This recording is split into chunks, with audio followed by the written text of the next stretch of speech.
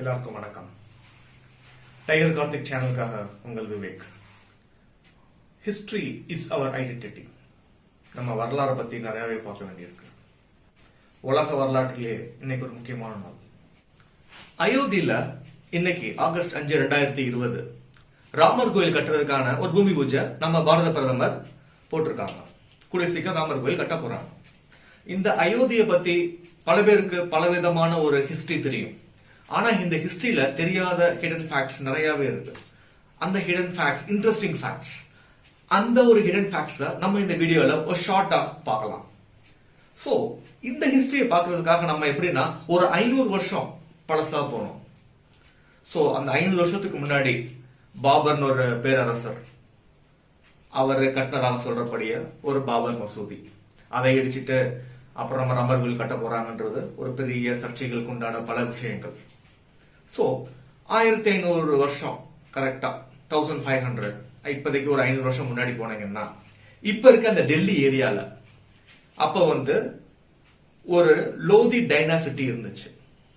அத ஆட்சி செஞ்ச மன்னர் பேரு இப்ராஹிம் லோதி.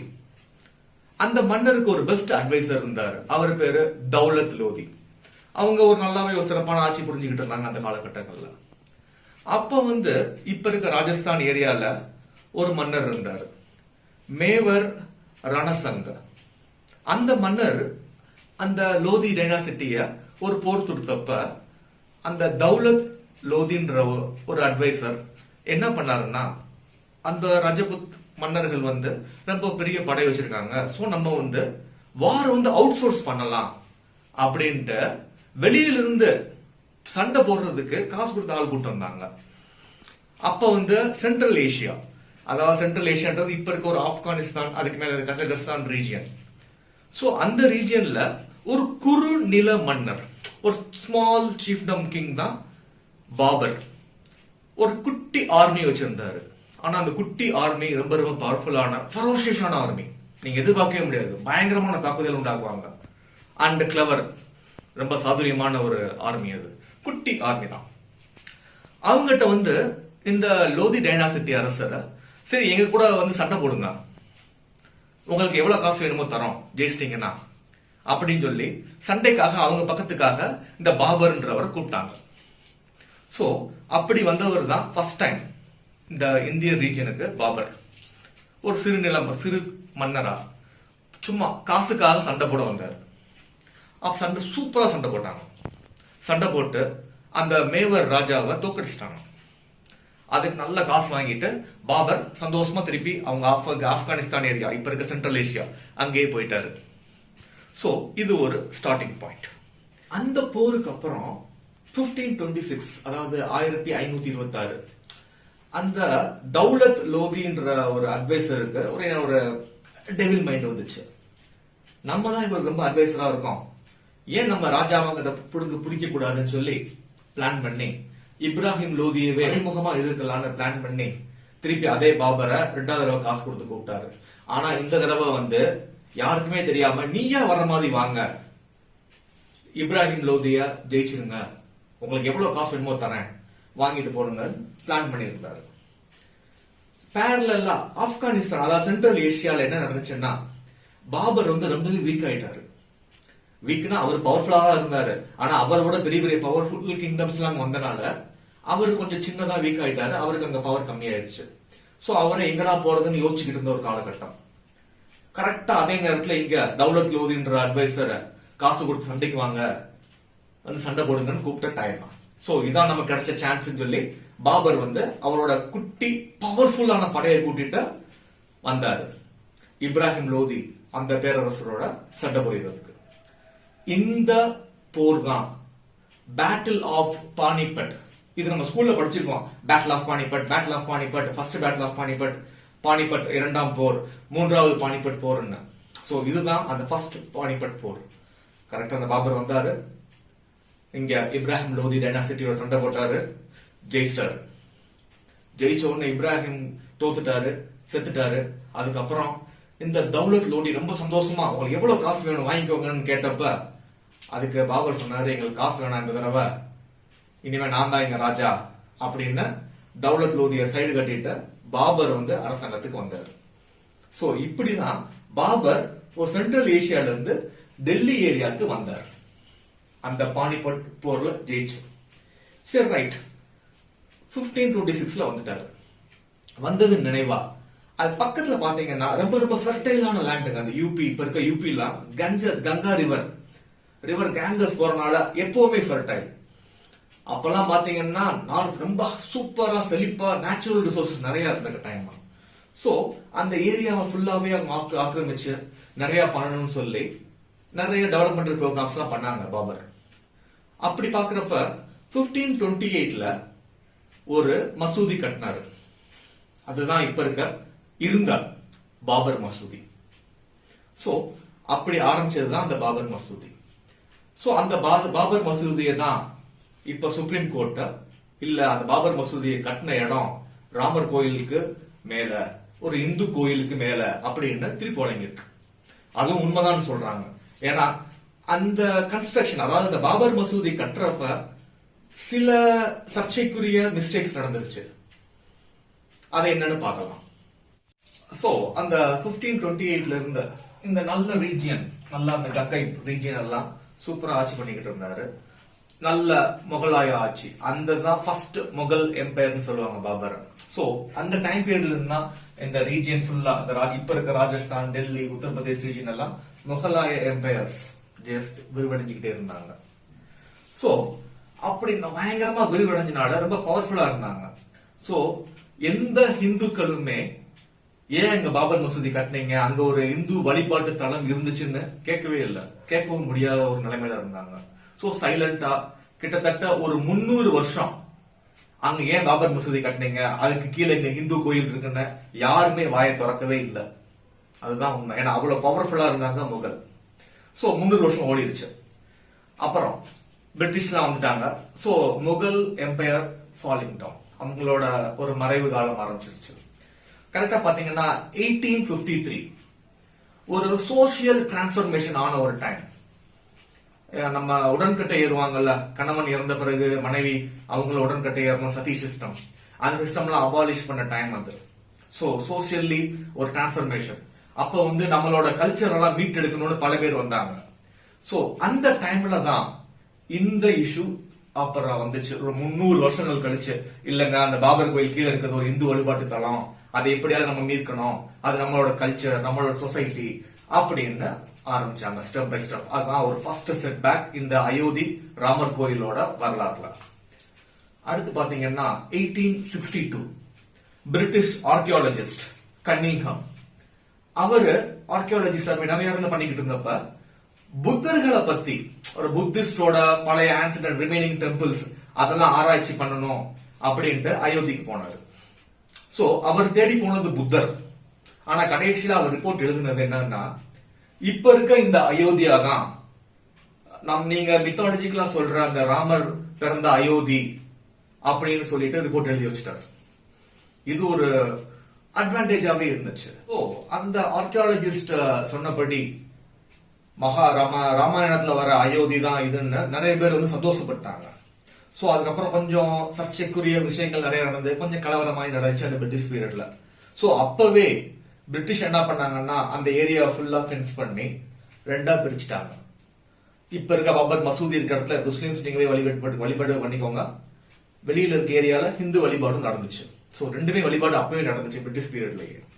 சோ இத வந்து ஒரு செட்பேக்கா எடுத்துக்கிட்டு 1885ல மஹந்த் ரகுபீர் தாஸ் அப்படின்ற ஒரு சோசியலிஸ்ட் ஃபைசாபாத் கோர்ட்ல ஒரு பெட்டிஷன் ஃபைல் பண்ணாரு.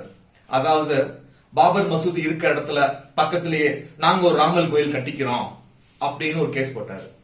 ஆனா அந்த கேஸ் அப்பவே அத ஃபைசாபாத் கோர்ட் ரிஜெக்ட் பண்ணிருச்சு. சோ அதுக்கப்புறம் பல வருஷம் அப்படியே போய்கிட்டு இருந்துச்சு.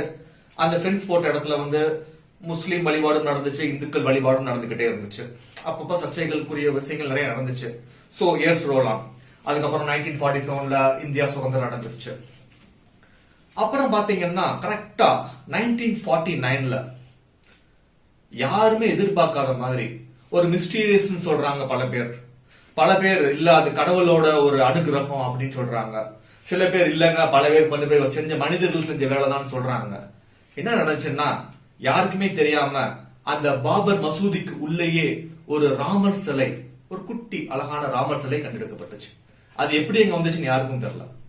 சோ இந்த நேரம் எல்லா இந்துக்களும் ரொம்ப சந்தோஷமாகி, இல்லங்க நம்ம ராமர் கோயில் கட்டியே ஆகணும் அந்த இடத்துல அப்படின்னு சொல்லி பல ஸ்டெப்ஸ் எடுக்க ஆரம்பிச்சுட்டாங்க. இந்த ஒரு நிகழ்வுக்கு அப்புறம் கவர்மெண்ட் அந்த நிலத்தை ஃபுல்லா அதோட கண்ட்ரோல்ல வச்சிருந்துச்சு. சோ அதுக்கப்புறம் எந்த ஒரு மதமும் வழிபாடே நடத்தல, முஸ்லீமும் சரி இந்துக்களும் சரி வழிபாடு நடத்தலாங்க. சோ கவர்மெண்ட் கண்ட்ரோல்ல ஃபுல் ஃபைன்ஸ்ல செக்யூர்டா இருந்துச்சு. 1950ல அடுத்து கோபால் அண்ட் ராமச்சந்திர தாஸ் ரெண்டு சோசியலிஸ்ட் அவங்களும் என்ன பண்ணாங்கன்னா ஃபைசாபாத் கோர்ட்ல இன்னொரு பெட்டிஷன் ஃபைல் பண்ணாங்க. இந்த பாபர் மசூதி இருக்க இடத்துலயே நாங்க ஒரு ராமர் சிலையை வச்சு வழிபாடு பண்ணிக்கிறோம் அப்படின்னு சொன்ன ஒரு சர்ச்சை உண்டாச்சு. இதுக்கும் அப்படியே ரோல் ஆச்சு. அந்த ஃபைசாபாத் கோர்ட்ல ஒண்ணு பெருசா அவங்க இப்படியே வரல. அடுத்து பாத்தீங்கன்னா மெயின் என்ட்ரி 1959ல நிமோலி அஹோரான் ஒரு அமைப்பு, அது காசி அந்த ஏரியாவை சேர்ந்த ஒரு அமைப்பு. அந்த அமைப்பு தான் இப்போ வரைக்கும் சுப்ரீம் கோர்ட் வரைக்கும் போச்சு. அந்த அமைப்பு என்ன பண்ணுச்சுன்னா, இல்ல நாங்க தனியாலாம் கிடையாது, அந்த ஏரியாவே இந்துக்களுக்கு தான் சொந்தம், சோ அந்த ஃபுல் டிஸ்பியூட்டட் லேண்டும் எங்களுக்கு தான் சொந்தம், இந்துக்களுக்கு மட்டும்தான் சொந்தம்னு ஃபைசாபாத் கோர்ட்ல ஒரு கேஸ் போட்டாங்க. அந்த கேஸ் அவங்க ஃபுல்லா ரோல் ஆகிட்டே இருந்துச்சு. சோ இதுக்கு அடுத்து பாத்தீங்கன்னா சரி முஸ்லிம்ஸும் அவங்க சரி அவங்க இந்துக்கள் கேஸ் மேல கேஸா போட்டுக்கிட்டு இருக்காங்க அப்படின்னு சொல்லி சென்ட்ரல் வக்ஃப் போர்டு, நம்ம வக்ஃப் போர்டு தெரியுங்களா, அந்த வக்ஃப் போர்டு தான் இந்தியா ஃபுல்லா இருக்க முஸ்லிம்ஸோட ப்ராப்பர்ட்டி எல்லாம் மெயின்டைன் பண்ற ஒரு அமைப்பு. சோ இந்த சென்ட்ரல் வக்ஃப் போர்டு 1961ல ஓகே ஒரு பெட்டிஷன் போட்டாங்க அதே ஃபைசாபாத் கோர்ட்ல. அதாவது என்னன்னா, இல்லங்க மத்த என்க்ரோச்மெண்ட் எல்லாம் வெளியில எடுங்க, இது எங்களோட பாபர் மசூதி, இதை நாங்க மட்டும்தான் வழிபாடு செய்யணும் அப்படின்னு சொல்லி கேஸ் போட்டாங்க. சோ இந்த கேஸும் அப்படியே போய்கிட்டே இருந்துச்சு. சோ இந்த மாதிரி ரெண்டு கேஸும் ரோல்ஸ் ஆகி போய்கிட்டே இருந்த டைம்ல 1984 திருப்பி இந்த கேஸ் ஹியரிங்ல வந்துச்சு. சோ 84ல ஹியரிங்ல 86ல ஃபாசிதாபாத் கோர்ட் என்ன தீர்ப்பு சொன்னாங்கன்னா, இந்துக்களும் இந்த இடத்துல வழிபாடு செய்யலாம் அப்படின்னு ஒரு பெர்மிஷன் கொடுத்தாங்க. சோ இந்த பெர்மிஷனுக்கு அப்புறம் தான் இந்துக்கள் அந்த பாபர் மசூதி பக்கத்திலேயே அது பக்கத்துல அந்த ஃப்ரெண்ட்ஸ் ஏரியால கோயில் கட்டி வழிபாடு செய்ய ஆரம்பிச்சாங்க. சோ இதுக்கப்புறம் பிரச்சனை ஒண்ணுமே பெருசாயிடுச்சு. அந்த 1986க்கு தீர்ப்பு அடுத்து கவர்மெண்டே ஒரு ஆர்டர் ரிலீஸ் பண்ணிருச்சு, ஜிஓ ரிலீஸ் பண்ணி. அப்பதான் விஹெச்பி விஸ்வ ஹிந்து பரிஷத் அவங்க ஸ்ரீநகருக்கு வராங்க. அவங்களுக்கு பெர்மிஷன் கொடுக்குறாங்க, நீங்க பூஜை பண்ணிக்கோங்க அந்த கோயில்ல போய் அப்படின்னு சொல்லி. சோ பூஜை நடந்துகிட்டே இருந்துச்சு. இந்த டைம்ல தான் 1989 கரெக்டா அலகாபாத் கோர்ட்ல இந்த கேஸ் ஃபைல் ஆச்சு. இது வரைக்கும் ஃபைசாபாத் கோர்ட்லயே போய்கிட்டு இருந்த கேஸ் ஹைகோர்ட்டுக்கு போன டைம் 1989. சோ இதுக்கப்புறம் பாத்தீங்கன்னா மேஜர் செட்பேக். இன்னைக்கு பூமி பூஜை போட்டாங்கன்னா அதுக்கு காரணமான பீஷ்மர், பிஜேபியோட பீஷ்மர் திரு எல்கே அத்வானி அவர்கள். 1919ல எல்கே அத்வானி அவர்கள் இந்தியா ஃபுல்லா மெயினான ஏரியாலாம் அந்த அயோத்தியில ராமர் கோயில் கட்டியே ஆகணும், அது ராமரின் பிறந்த இடம், அங்க இந்துக்கள் வழிபாட்டு தடை இருந்துச்சு அப்படின்னு ஒரு பெரிய ரத யாத்திரை ஆரம்பிச்சாரு. அந்த ரத யாத்திரைக்கு உலகம் இந்தியா ஃபுல்லாவே உலகளாவிய இருக்க எல்லா இந்தியர்களும் அதுக்கு ரொம்பவே சப்போர்ட் பண்ணாங்க. சோ இது ஒரு பெரிய செட்பேக். இந்த செட்பேக்கு அடுத்து பாத்தீங்கன்னா வித்தின் 2 இயர்ஸ் 1992ல பல இந்து தொண்டர்கள் சர்ச்சைக்குரியான வகையில ரொம்ப கிரிட்டிசிசம் ஆச்சு. அந்த பாபர் மசூதிய சேதப்படுத்திட்டாங்க, டெமாலிஸ்ட். சோ அதுக்கப்புறம் பயங்கர கலவரம் நடந்து மோர் தென் 2000 பீப்புள்ஸ் 2000 பேர் அந்த கலவரத்தில் இறந்துட்டாங்க. சோ இந்த கலவரத்துக்கு அப்புறம் டைரக்டா கவர்மெண்ட் ஒரு செப்பரேட் கமிஷன் ஆரம்பிச்சிச்சு. அந்த கமிஷனுக்கு தலைமை தாங்கினவர் ஜஸ்டிஸ் லிபர்மேன் கமிஷன். சோ அந்த கமிஷன் அந்த டெமாலிஷன் கேஸ எடுத்துச்சு. அந்த கலவரத்துக்கு அப்புறம் ஒரு லாங் கேப், எல்லா விஷயத்தையும் ஆற போட்டு பொறுமையா பண்ணணும்னு சொல்லி ஒரு லாங் கேப் கவர்மெண்ட் விட்டுச்சு கோர்ட்டும். அடுத்து 2002ல தான் அந்த கேஸ அலகாபாத் ஹைகோர்ட் ஹியரிங்கே ஆரம்பிச்சிச்சு. எங்க 1989ல போட்ட கேஸ் 2002ல தான் ஹியரிங் ஆச்சு. சோ இதுக்கிடையில 2003ல சுப்ரீம் கோர்ட் இன்னொரு ஆர்டர் கொடுத்துச்சு. என்ன ஆர்டர்னா அது கேஸ் எடுக்காமலே அந்த பாபர் மசூதி இருந்த இடத்துல எந்த ஒரு மத வழிபாடும் நடக்கவே கூடாது, அது டோட்டலா பேன் பண்ணி சுப்ரீம் கோர்ட் ஒரு ஆர்டர் ரிலீஸ் பண்ணி அந்த சேம் சுப்ரீம் கோர்ட்டே ஆர்கியாலஜிக்கல் சர்வே ஆஃப் இந்தியாவுக்கு ஒரு ஆர்டர் கொடுத்துச்சு. அதுல என்னதான் உண்மைன்னு கண்டறியறதுக்கான ஒரு ஆர்டர். சோ 2003லயே ASI archaeological survey of India அதோட எக்ஸ்கவேஷன் ப்ராப்பர்ட்டிய ஆரம்பிச்சிருச்சு. சோ அதோட ரிப்போர்ட், அந்த ரிப்போர்ட் தான் இப்ப வந்து ஒரு தீர்ப்புக்கான ஒரு மிகப்பெரிய பில்லர்ஸ். அந்த ரிப்போர்ட் என்னன்றது பார்ப்போம். இதுக்கிடையில 2003க்கு அப்புறம் அந்த லிபர்மேன் கமிஷன் கொடுத்திருந்தாங்கல்ல, அதோட ரிப்போர்ட் வந்து 2009ல வந்துச்சு. அந்த ரிப்போர்ட் என்ன சொல்லுச்சுன்னா, என்னதான் இருந்தாலும் டெமோக்ராட்டிக் கண்ட்ரி, ஒரு ஜனநாயக கண்ட்ரில ஒரு மசூதியை இடிக்கிறது அகெயின்ஸ்ட் த லா. சோ இது கண்டிப்பான ஒரு தவறான விஷயம், இத கண்டிப்பா கோர்ட் எடுக்கணும்னு சொல்லி ஒரு ரிப்போர்ட் கொடுத்து அந்த கேஸ் இன்னும் நடந்துகிட்டு தான் இருக்கு. என்னதான் சுப்ரீம் கோர்ட் வந்து அங்க ராமர் கோயில் கட்டலாம்னு அனுமதி கொடுத்தாலும் அந்த டெமாலிஷன், அந்த மசூதியை சேதப்படுத்துறது தவறு, அதுக்கான கேஸ் இன்னும் நடந்துகிட்டு தான் இருக்கு, இன்னும் தீர்ப்பு வரல, அது ஃபியூச்சர்ல வரும். சோ 2009ல லிபர்மேன் ரிப்போர்ட். அடுத்து பாத்தீங்கன்னா 2010 அலகாபாத் ஹைகோர்ட் ஜட்ஜ்மெண்ட். அந்த ஜட்ஜ்மெண்ட் 3-way ரிப்போர்ட் கொடுத்தாங்க. எப்படின்னா 3-way ஷேரிங், இந்துக்களுக்கு 2 பங்கு, முஸ்லீம்க்கு 1 பங்குன்னு ஜட்ஜ்மெண்ட் கொடுத்து முடிச்சிட்டாங்க. ஆனா இந்த தீர்ப்பை 2 தரப்புமே ஏத்துக்கல, இந்துக்களும் ஏத்துக்கல, முஸ்லீம்களும் ஏத்துக்கல. சோ அதனால இமீடியட்டா 2011ல இந்த கேஸ் சுப்ரீம் கோர்ட்டுக்கு போச்சு. 2010ஓட high court, Allahabad high court judgment supreme court 2011லயே ஸ்டே பண்ணிருச்சு. சோ அதுக்கப்புறம் லாங் கேப், ஒரு 6 வருஷ கேப்புக்கு அப்புறம் 2017ல சுப்ரீம் கோர்ட் ஹியரிங் ஆரம்பிச்சிச்சு கொஞ்சம் கொஞ்சமா. 2017ல ஆரம்பிச்ச ஹியரிங் 2019ல chief justice of India Ranjan Gogoi அவர்கள் இந்த வழக்க வந்து ஒரு மீடியேஷன், ஒரு இருதரப்புக்கும் சமரசமா பேசி தீர்த்துக்கலாம்னு ஒரு கமிட்டி ஆரம்பிச்சு ஒரு பேச்சுவார்த்தை நடத்தினாங்க. இந்த பேச்சுவார்த்தை 2019 ஜனவரியில இருந்து 2019 ஆகஸ்ட் ஒரு 7 மாசம் போச்சு. ஆனா 7 மாசம் நடந்த பேச்சுவார்த்தையில 2 தரப்புமே உடன்பாடு அடையல. சோ சீஃப் ஜஸ்டிஸ் முடிவு பண்றாரு, சோ இல்ல இது வந்து சமரசம் பண்ண முடியாது, சோ இது வெர்டிக்ட் தான் கொடுக்கணும், ஏஎஸ்ஐ ரிப்போர்ட் என்னன்னு பார்த்து வெர்டிக்ட் கொடுத்துடலாம்னு முடிவு பண்ணி கரெக்டா 2019 ஆகஸ்ட் 6ல இருந்து அக்டோபர் 16 வரைக்கும் 40 டேஸ் கண்டினியூஸ் ஹியரிங்.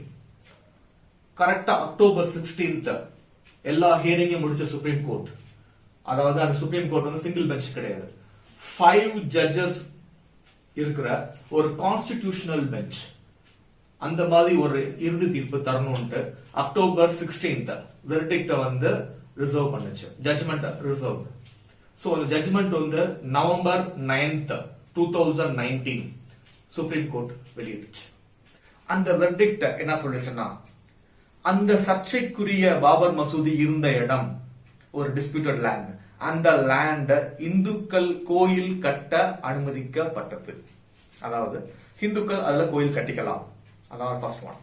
ரெண்டாவது, முஸ்லிம்களுக்கு அதே அயோத்தியில ஒரு முக்கியமான இடத்துல ஒரு ப்ராமினன்ட் ஏரியால 5 ஏக்கர் கவர்மெண்ட் தரணும், அங்க அவங்க மசூதி கட்டிக்கலாம். இதுதான் அதோட ஃபைனல் தீர்ப்பு. இந்த தீர்ப்பு எதை வச்சு கொடுத்துச்சுன்னா, மெயினான 3 சிறப்பம்சம் இருக்கு. அதுல என்னன்னு பாத்தீங்கன்னா, ஃபர்ஸ்ட் ஒன், அந்த பகுதி ராமர் பிறந்த இடம், சுப்ரீம் கோர்ட் சொன்னது. ரெண்டாவது, அந்த பாபர் மசூதி இருந்த இடம் ஒரு இந்து வழிபாட்டு தளத்துக்கு மேலதான் கட்டப்பட்டிருக்கு அப்படின்னு சுப்ரீம் கோர்ட் உறுதி பண்ணுச்சு. மூணாவது, அந்த பாபர் மசூதி இஸ்லாமிய முறைப்படி கட்டப்பட்டது இல்லை, அதையும் சுப்ரீம் கோர்ட் சொல்லிருச்சு. எதை வச்சு இந்த சுப்ரீம் கோர்ட் இப்படி 3 மிகப்பெரிய வரலாற்று சிறப்பு மிக்க ஒரு ரொம்ப சென்சிட்டிவான ஒரு வெர்டிக்ட் கொடுத்துச்சுன்னா, அது வந்து archaeological survey of India ASI அவங்களோட ஒரு ரிப்போர்ட். அந்த ரிப்போர்ட் என்னன்றதை பார்ப்போம். அதாவது இந்த பாபர் மசூதி கட்டினது வந்து 16th செஞ்சுரி, அதாவது பாபர் வந்தது 1528ல கட்டினது. சோ 16th செஞ்சுரியில கட்டப்பட்ட ஒரு கோயில், சாரி மசூதி. ஆனா அந்த வால்ஸ் 12ஆம் நூற்றாண்டு 12th செஞ்சுரியில இருக்க வால்ஸ். சோ பாபர் அங்க பண்ண தப்பு என்னன்னா அந்த வால்லையே மசூதி கன்ஸ்ட்ரக்ட் பண்ணிட்டாரு. அதுதான் ஏஎஸ்ஐ சொல்லுது. சோ 16th செஞ்சுரியில கட்டப்பட்ட ஒரு மசூதிக்கு எப்படி வால்ஸ் எல்லாம் 12th செஞ்சுரியில கட்டப்பட்டதா இருக்கும்? First point. செகண்ட், அந்த மசூதியில இருக்க 85 பில்லர்ஸ், அந்த பில்லர்ஸ் தான் இந்த கேஸோட பில்லர்ஸ். அந்த எல்லா பில்லர்ஸுமே ஒரு இந்து வழிபாட்டு தளத்துக்குரிய ஒரு டிசைன்லயே இருந்திருக்கு. அது எந்த ஒரு இஸ்லாமிய மசூதிலையும் அந்த மாதிரி ஒரு பில்லர்ஸ் கிடையாது. சோ அதனாலதான் சுப்ரீம் கோர்ட் சொல்லுச்சு இந்த மசூதி ஒரு இஸ்லாமிய முறைப்படி கட்டப்பட்ட மசூதி இல்லைன்னு. அடுத்து பாத்தீங்கன்னா டெக்கரேட்டிவ் பிரிக்ஸ், அதாவது அங்க இருக்க செங்கல் எல்லாம் ஒரு இந்து வழிபாட்டு தரத்துக்கான ஒரு எப்படி டெக்கரேஷன் எல்லாம் பண்ணிருப்பாங்களோ, கலைகள், ஓவியங்கள், அதெல்லாம் இருந்துச்சு ஆர்கியாலஜிக்கல் சர்வேல. அதெல்லாம் விட முக்கியம், எக்ஸ்கவேஷன் பண்ணப்ப டிவைன் புனிதமான கப்பிள்ஸோட சிலைகள், இறைவனுடைய சிலைகள்லாம் அங்க இருந்து எடுக்கப்பட்டுச்சு. சோ இதெல்லாம் வச்சு பாக்குறப்ப கண்டிப்பா நம்ம பிரிட்டிஷ் ஆர்கியாலஜிஸ்ட் கன்னிகமும் சொன்ன மாதிரி உண்மையிலேயே இதிகாசத்துல சொன்ன ராமாயணம், அயோத்தி, ராமர் பிறந்த புண்ணிய பூமி இந்த அயோத்தியா தான் இருக்கும். சோ இதுதான் இந்த அயோத்தியோட வரலாறு. சுப்ரீம் கோர்ட் ஏஎஸ்ஏ சொல்லிருச்சு அங்கதான் ராமர் கோயில் இருந்த இடம்.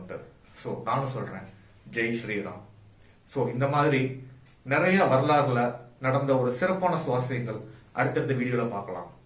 டைகர் கார்த்திக் சேனலுக்காக உங்கள் விவேக். நன்றி.